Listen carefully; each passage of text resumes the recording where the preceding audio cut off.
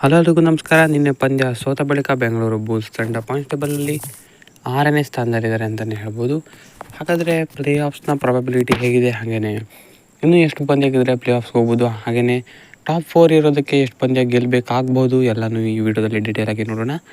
ಅದಕ್ಕೂ ಮೊದಲು ಚಾನಲ್ಗೆ ಹೊಸಬರಾಗಿದ್ದರೆ ದಯವಿಟ್ಟು ಸಬ್ಸ್ಕ್ರೈಬ್ ಮಾಡಿ. ಬನ್ನಿ ವಿಡಿಯೋನ ಪಟಾಪಟ್ ಅಂತ ಸ್ಟಾರ್ಟ್ ಮಾಡೋಣ. ಸೊ ನಿನ್ನೆ ಸೋತ ಬಳಿಕ ಅಲ್ಲೇ ಇದ್ದರು ಬೆಂಗಳೂರು ಬುಲ್ಸು 6th ಪೊಸಿಷನ್ನಲ್ಲೇ ಅಲ್ಲೇ ಕೂಡ ಇದ್ದಾರೆ. ಇವಾಗ 10ರಲ್ಲಿ 5 ವಿನ್ ಆಗಿ 5 ಲಾಸ್ ಆಗಿದ್ದಾರೆ ಬೆಂಗಳೂರು ಬುಲ್ಸ್ ಇವಾಗ. ಸೊ ಇದರೊಂದಿಗೆ 10 ಪಾಯಿಂಟ್ನೊಂದಿಗೆ 6ನೇ ಸ್ಥಾನದಲ್ಲಿದ್ದಾರೆ. ನಮಗಿಂತ ಮೇಲೆ ಜೈಪುರ್ ಪಿಂಕ್ ಪ್ಯಾಂಥರ್ಸ್ ಮತ್ತು ತೆಲುಗು ಟೈಟನ್ಸ್ 10 ಪಾಯಿಂಟ್ನಲ್ಲಿದ್ದಾರೆ. ಅದನ್ನು ಬಿಟ್ಟರೆ ಹರಿಯಾಣ ಸ್ಟೀಲರ್ಸ್, ಪುಣೇರಿ ಪಲ್ಟನ್ ಮತ್ತು ದಬಾಂಗ್ದಲ್ಲಿ ಮೊದಲ 3 ಪೊಸಿಷನ್ಗಳಲ್ಲಿದ್ದಾರೆ ಅಂತಲೇ ಹೇಳ್ಬೋದು. ಸೊ 18 ಪಂದ್ಯ ಈ ಬಾರಿ ಗ್ರೂಪ್ ಹಂತದಲ್ಲಿರುತ್ತೆ, ತಮ್ಮೆಲ್ಲರಿಗೂ ಗೊತ್ತೇನೆ ಇದು. ಸೊ 18ರಲ್ಲಿ ಇಂತಿಷ್ಟೇ ಪಂದ್ಯ ಗೆಲ್ಲಬೇಕು ಅಂತ ಇಲ್ಲ ಪ್ಲೇ ಆಫ್ಸ್ಗೆ ತಲುಪೋದಕ್ಕೆ, ಯಾಕಂದರೆ ಅದರ ಮೇಲೆ ಡಿಸೈಡ್ ಮಾಡೋದಕ್ಕೆ ಆಗೋದಿಲ್ಲ. ಯಾಕಂದರೆ 7-8 ತಂಡ ಸೇಮ್ ಪಾಯಿಂಟ್ನೊಂದಿಗೂ ಕೂಡ ಎಂಡ್ ಆಗ್ಬೋದು. ಸೊ ಆವಾಗ ಸ್ಕೋರ್ ಡಿಫರೆನ್ಸ್ ಏನಿದೆ ಅದು ಮ್ಯಾಟರ್ ಆಗುತ್ತೆ. ಸೊ ಹಾಗಾಗಿ 9 ಪಂದ್ಯ ಗೆಲ್ಲಬೇಕು, 10 ಪಂದ್ಯ ಗೆಲ್ಲಬೇಕು ಅಂತ ಹೇಳೋಕ್ಕಾಗಲ್ಲ.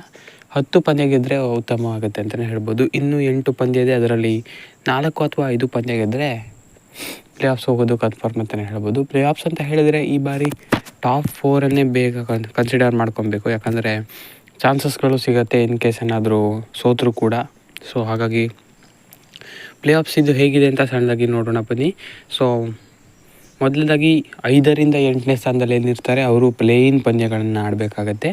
ಸೊ 8ನೇ ಸ್ಥಾನದವರೆಗೂ ಚಾನ್ಸ್ ಇದೆ. ಇನ್ ಕೇಸ್ ಏನಾದರೂ ಇನ್ನೊಂದು 2 ಪಂದ್ಯ ಸೋತರೂ ಕೂಡ ಅಷ್ಟೇನು ಮ್ಯಾಟರ್ ಆಗೋಲ್ಲ ಅಂತ ಅನಿಸುತ್ತೆ.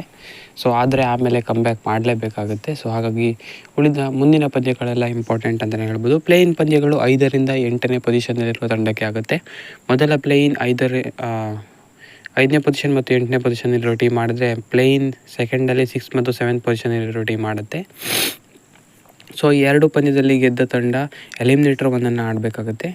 ಸೊ ಇನ್ನು ಟಾಪ್ 4 ಇದ್ದರೆ ಯಾಕೆ ಉತ್ತಮ ಅಂತ ನೋಡೋದಾದರೆ, 3 and 4 ಇದ್ದರೆ ಇನ್ನೂ ಒಂದು ಚಾನ್ಸ್ ಸಿಗುತ್ತೆ ಅಂತಲೇ ಹೇಳ್ಬೋದು.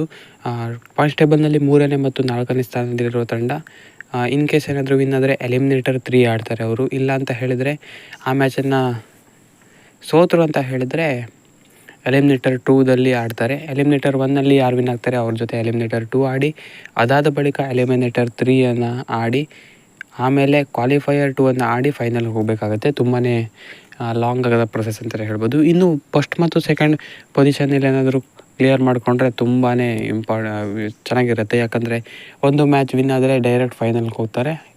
ಇನ್ ಕೇಸ್ ಏನಾದರೂ ಸೋತರೆ ಇನ್ನೊಂದು ಕ್ವಾಲಿಫೈಯರ್ 2ನಲ್ಲಿ ಆಡಿ ಡೈರೆಕ್ಟಾಗಿ ಫೈನಲ್ಗೆ ಹೋಗ್ಬೋದು. ಸೊ ತುಂಬಾ ಅವಕಾಶ ಇದೆ ಈ ಬಾರಿ ಪ್ಲೇ ಆಫ್ಸ್ನಲ್ಲಿ ಅಂತಲೇ ಹೇಳ್ಬೋದು. ಇನ್ ಕೇಸ್ ಏನಾದರೂ ಟಾಪ್ 4ಅಲ್ಲಿ ಫಿನಿಷ್ ಮಾಡಿದ್ರೆ ಉತ್ತಮವಾಗಿರುತ್ತೆ ಅಂತಲೇ ಹೇಳ್ಬೋದು.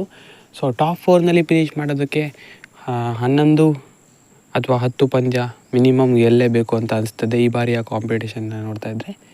ಸೊ ಕಾಂಪಿಟೇಷನ್ ಇನ್ನೂ ಹೆಚ್ಚಾದರೆ 12 ಪಂದ್ಯ ಗೆಲ್ಲೋ ಅನಿವಾರ್ಯ ಕೂಡ ಬರ್ಬೋದು ಅಂತ ಅನಿಸುತ್ತೆ. ಸದ್ಯದ ಪರಿಸ್ಥಿತಿಲಿ 10 ಅಥವಾ 11 ಗೆದ್ದರೆ ಟಾಪ್ 4ನಲ್ಲಿ ಇರ್ಬೋದು ಅಂತ ಅನಿಸ್ತಾ ಇದೆ.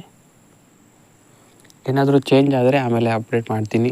ಜಾಸ್ತಿ ಮೇಲಿರೋ ತಂಡ ಎಲ್ಲ ಜಾಸ್ತಿ ವಿನ್ ಆಗಿಬಿಟ್ರೆ ಮತ್ತು ಇದಾಗುತ್ತೆ ಆಮೇಲೆ. ಸೊ ಹಾಗಾಗಿ ಈ ಸದ್ಯಕ್ಕಂತೂ ಹೀಗಿದೆ.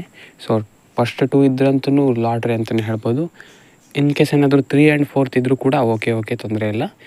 5th-ಇಂದ 8th ತನಕ ಸ್ವಲ್ಪ ತುಂಬಾ ಮ್ಯಾಚ್ ಆಡಬೇಕು. ಫೈನಲ್ ತನಕ ಬರೋ ತನಕನೇ ತುಂಬಾ ಮ್ಯಾಚ್ ಆಡಬೇಕಾಗುತ್ತೆ. ಸೊ ಹಾಗಾಗಿ ಬೆಟರ್ ಅಂದರೆ 1 to 4th ಫಿನಿಷ್ ಮಾಡೋದು. ಸೊ ಅದೇ ರೀತಿ ಆಗಲಿ ಅಂತ ನಾವು ಆಶಿಸೋಣ. 1 to 4th ಫಿನಿಷ್ ಮಾಡೋದಕ್ಕೆ ಆಗಲೇ ಹೇಳಿದಾಗೇ 10 ಅಥವಾ 11 ಪಂದ್ಯ ಗೆಲ್ಲಲೇಬೇಕು ಮಿನಿಮಮ್ ಆಗಿ.